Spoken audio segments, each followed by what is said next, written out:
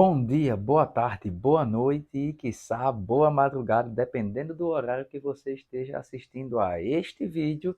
Eu sou o Professor Roque e vamos começar com o primeiro episódio do Psicanálise. Esse é um quadro novo em parceria com o Instituto Roque e eu já peço que você deixe o seu like aqui se você está assistindo pelo meu canal ou pelo canal do Instituto Roque. Não se esqueça, deixa o seu like que vai ajudar bastante no nosso projeto. E a primeira obra que nós vamos analisar é essa daqui, ó. A Festa de Miss Dalloway, da Virginia Woolf. Esse livro foi um livro publicado em 1925 e ele vai ter uma característica que, durante a sua narrativa, nós poderemos ver diversos tipos de angústias sociais a partir das personagens que são descritos pela Virginia Woolf. A personagem central, que no caso seria a Clarice Dalloway, e também os outros personagens, cada um com seus pensamentos, com suas visões de mundo, e o que tem em comum entre eles? Uma angústia social, ou, como eu vou trazer aqui para vocês, um mal-estar na civilização, um mal-estar na cultura, como é dito na obra do Freud. E aí, já falando, quem é essa Clarissa? Clarissa é uma mulher da alta classe britânica, e o livro se passa em um dia da vida dela, onde ela está comprando e organizando uma festa na sua casa em Londres. Então ela está comprando coisas para lá, ela está comprando coisas para ela estar apresentável, e o livro vai trazendo os pensamentos dela durante essa narrativa aí. Vai trazendo os pensamentos dela durante esse dia, durante a festa, e também de outras personagens. E esse livro, ele é uma grande crítica à sociedade britânica da época, como também uma grande correlação com o que estava acontecendo na época, que é o final da Primeira Guerra Mundial. E aí nós vamos ver uma angústia gerada também por esse cenário de guerra, como uma angústia gerada pelos padrões de época exigidos pela sociedade, e em especial o papel de gênero da mulher dentro dessa sociedade, uma sociedade ainda muito vitoriana. E, como eu falei, vamos trazer o conceito de mal-estar na cultura do Freud. E ele vai dizer que a civilização e a cultura, eles vão criar na gente restrições às pulsões humanas, ou seja, as nossas pulsões, que o Freud vai dizer que temos pulsões de vida e pulsões de morte. Pulsões de morte, essa que é a pulsão destrutiva. É a pulsão que mais se evidencia, por exemplo, em um cenário de guerra. É a pulsão que nos gera agressividade. Freud vai dizer que a sociedade vai restringir essas pulsões humanas, o que vai gerar em nós um conflito interno e um sentimento de constante insatisfação. E por que isso? Porque eu tenho que abnegar desse meu desejo, dessa minha pulsão, desse meu instinto, esse instinto selvagem, agressivo, destrutivo. Não posso realizar todos os meus desejos, eu não posso xingar todo mundo que eu queira, eu não posso bater em todo mundo que eu queira, eu não posso matar todo mundo que eu queira. Então eu tenho que renegar isso, eu tenho que reprimir, eu tenho que recalcar, eu tenho que guardar.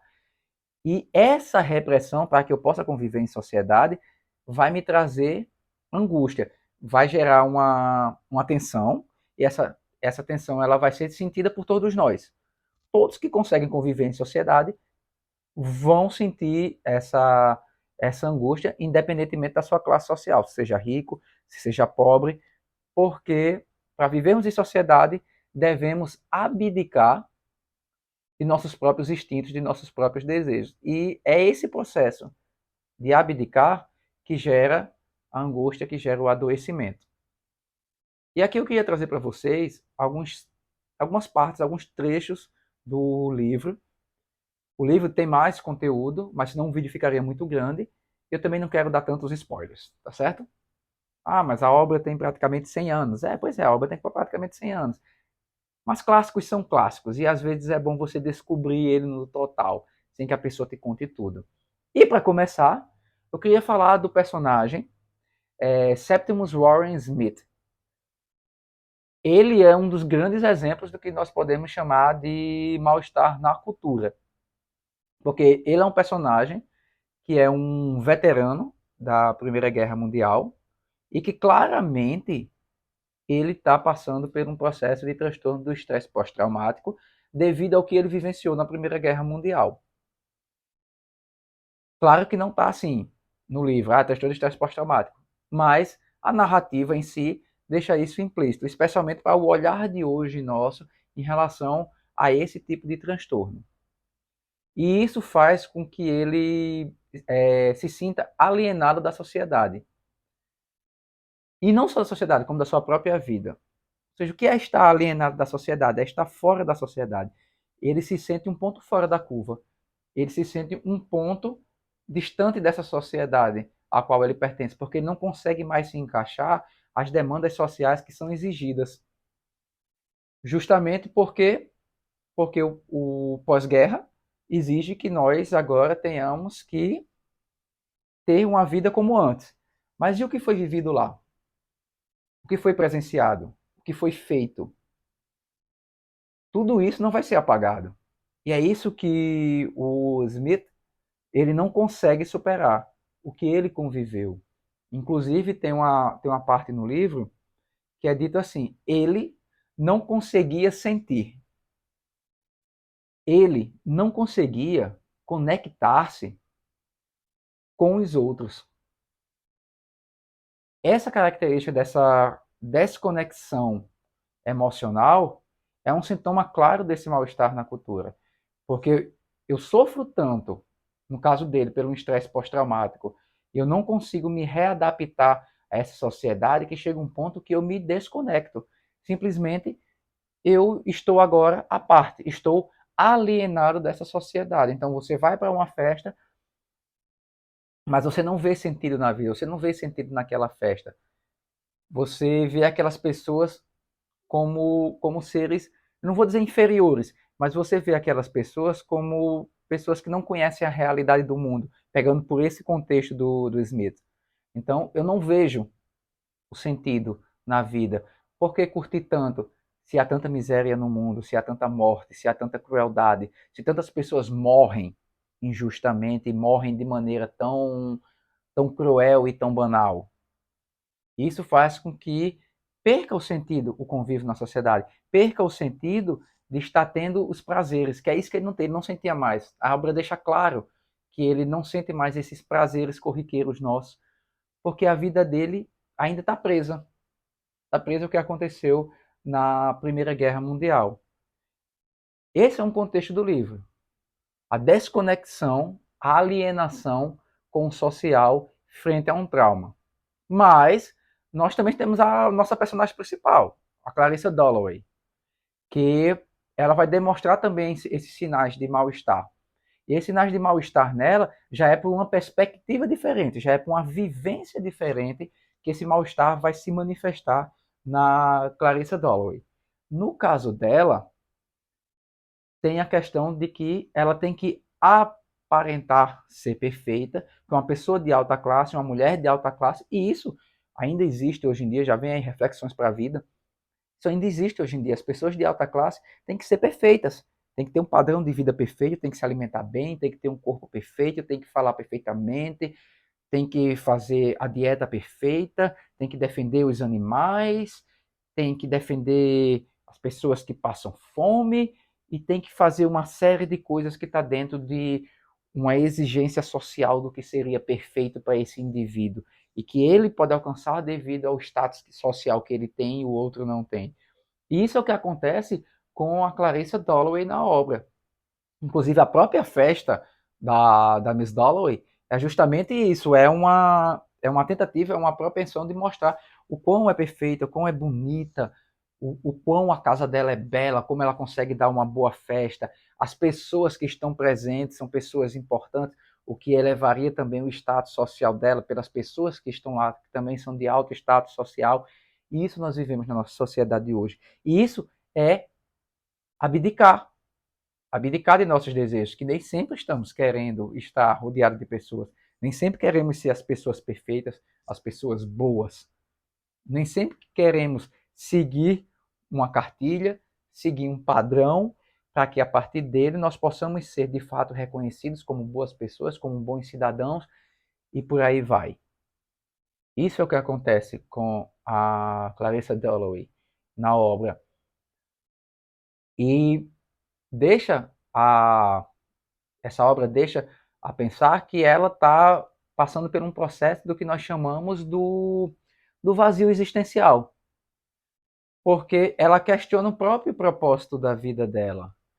Tem um momento no livro, eu coloquei aqui para falar para vocês, que ela vai perguntar aqui. Ela vai perguntar o seguinte: o que havia ganho com sua vida? Né? O que havia ganho? O que é que eu ganhei com a minha vida? E essa reflexão, a gente pode pressupor que é uma reflexão que ela está no nível de falta de propósito na vida dela. E falta de propósito por quê? Porque ela vive em propósito de um padrão social, em propósito de um padrão de uma alta classe, mas ela não vive em propósito de si própria. Ela vive em um propósito do outro, do espelho do outro. E aí a gente traz o Lacan, a questão de quando o Lacan vai dizer que o outro é um espelho nosso, é um espelho de nossos desejos, de nossos ideais.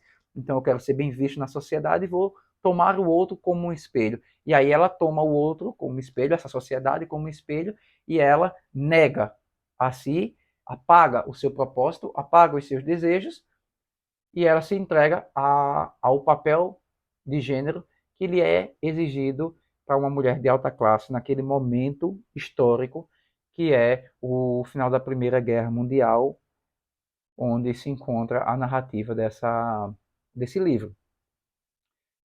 Mas a gente ainda pode trazer também o conceito de sublimação. O conceito de sublimação do Freud é um conceito muito importante para a manutenção da estrutura social. A manutenção desse tecido social está muito ligado, intimamente ligado à sublimação. E a sublimação é o quê?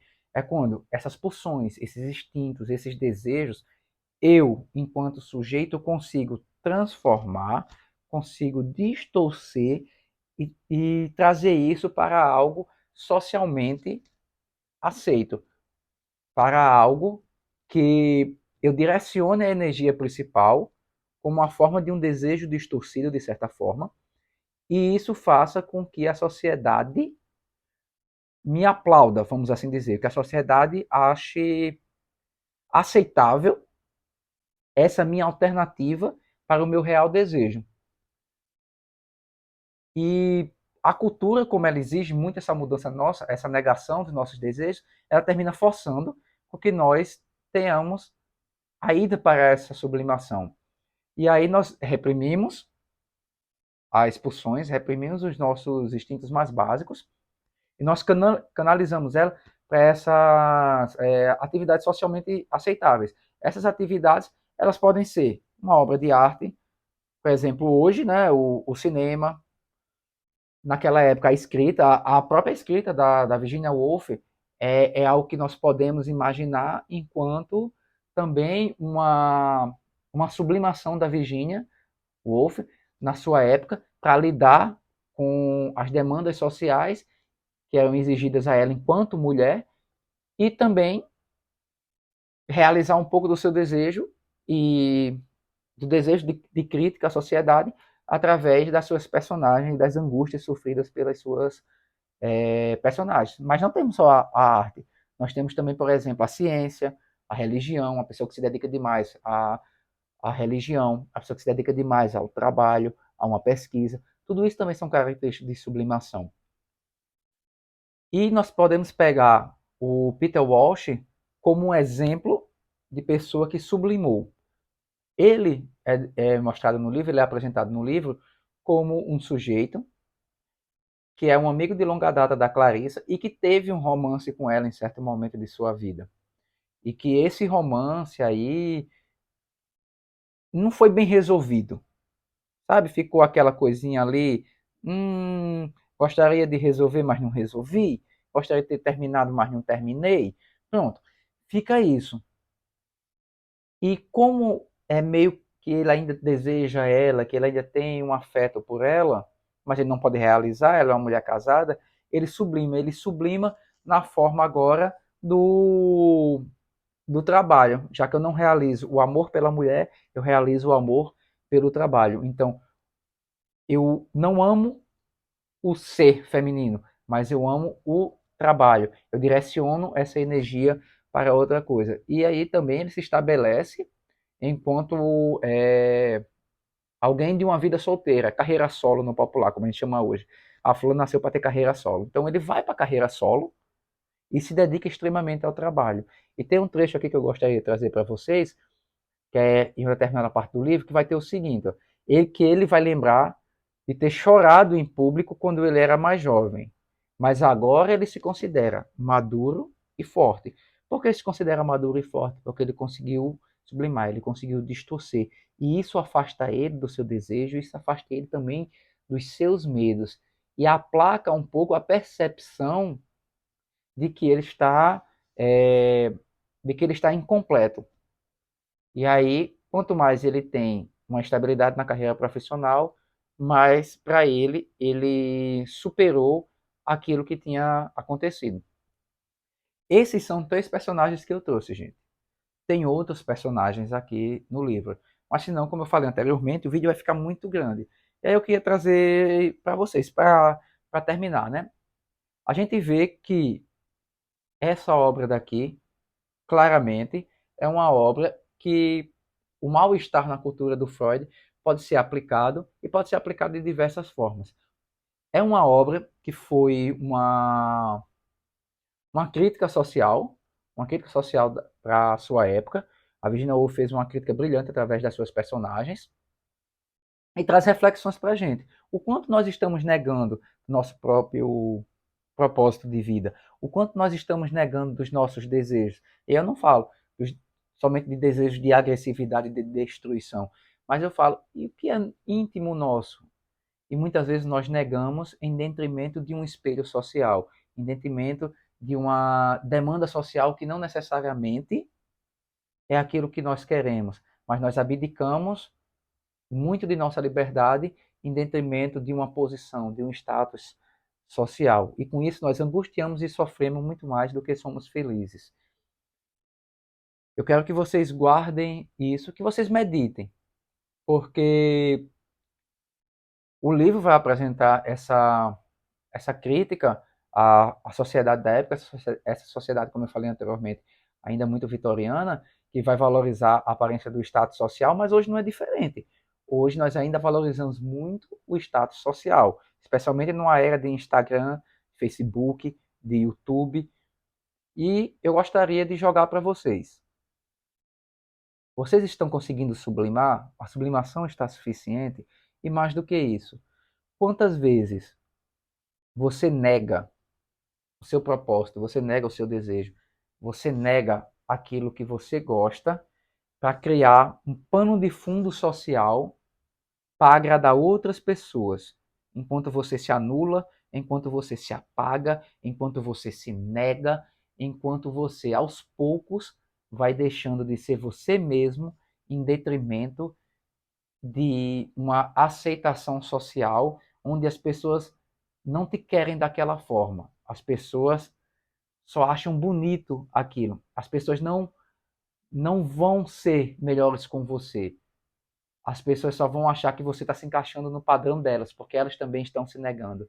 E aí, você se nega junto com os outros, você se apaga, se exclui, sofre e angustia em nome de uma posição social, em nome de um status em redes sociais, ou você consegue enfrentar os seus desejos, canalizá-los da melhor forma e realizar os que são possíveis dentro do tecido social para que não haja uma disrupção nesse tecido social.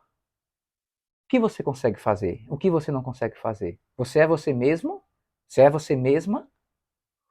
Ou você, a cada dia que passa, está se tornando uma folha em branco onde os outros ao seu redor estão escrevendo nessa folha e você deixou de muito tempo de ser o dono dessa folha, a dona dessa folha, você deixou de ser aquele que segura a caneta, aquele que pega o papel. E aí? Você é quem está segurando a caneta e escrevendo, e dono e dona do papel, ou você entregou o papel e a caneta para outros? Fica essa reflexão para vocês.